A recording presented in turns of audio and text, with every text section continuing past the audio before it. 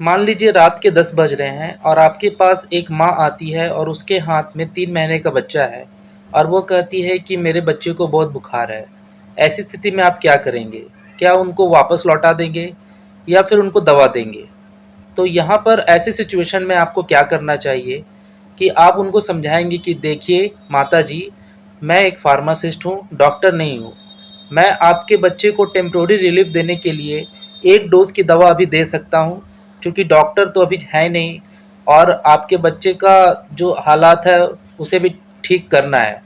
तो वैसी स्थिति में मैं आपको एक डोज की दवा दे सकता हूँ, लेकिन आपसे मैं रिक्वेस्ट करूँगा कि सुबह आप जितनी जल्दी हो सके डॉक्टर के पास जा कर के अपने बच्चे को दिखा लीजिएगा।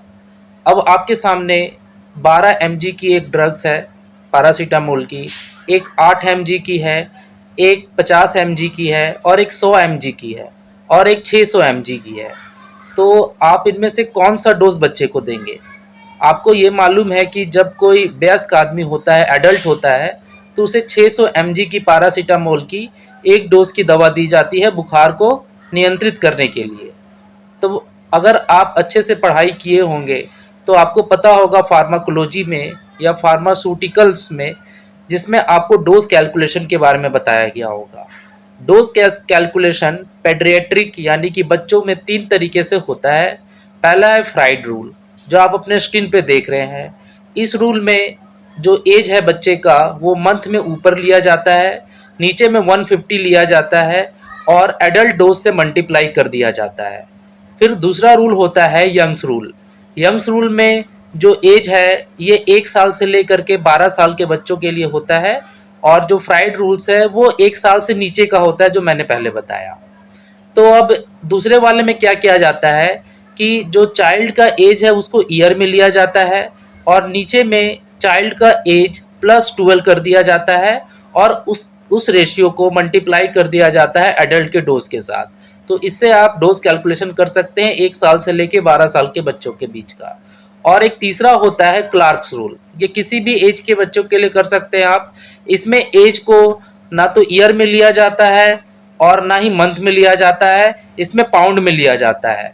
और इसमें पाउंड में लेने के बाद आपको नीचे में जो है 150 से उसे डिवाइड करना है और उसे एडल्ट डोज से मल्टीप्लाई कर देना है। तो चूंकि इस कंडीशन में माँ के साथ जो बच्चा है वो 3 महीने का है, तो आपको उसको सिंगल डोज देना है। तो उसके लिए आप जो फर्स्ट रूल जो है फ्राइड रूल्स का इस्तेमाल कीजिए और ऊपर में आप ले लीजिए 3 महीना यानी 3 और नीचे में 150 और उसको मल्टीप्लाई कर दीजिए एडल्ट डोज से।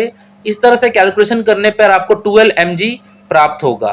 तो इस तरह से आप देखते हैं कि यहाँ पर जो है 12 mg का डोज उस बच्चे के लिए पर्याप्त है। आप उसे देंगे तो उसे तुरंत राहत मिलेगी थोड़ी देर के बाद। और सुबह आप उसे एडवाइस करें कि डॉक्टर को दिखा करके आगे की दवा और उसके डोज के बारे में आप आइए मेरे पास, फिर मैं आपको दवा दूंगा। तो ये सबसे इम्पोर्टेंट जानकारी है। अब एक क्वेश्चन मैं आपको दे रहा हूँ कि ये जो क्वेश्चन है कि अगर बच्चे का एज इस तरह से है तो इसका सही आंसर क्या होगा, आप मुझे कमेंट बॉक्स में बताइए। वैसे भी अगर आपको आंसर्स नहीं मालूम है तो थोड़ा सा आप सर्च कर लेंगे कहीं से बुक से, तो आपको जरूर आंसर मिल जाएगा। इसके अलावा कोई भी क्वेश्चन हो कमेंट बॉक्स में जरूर पूछें। मिलते हैं नेक्स्ट वीडियो में। Bye bye.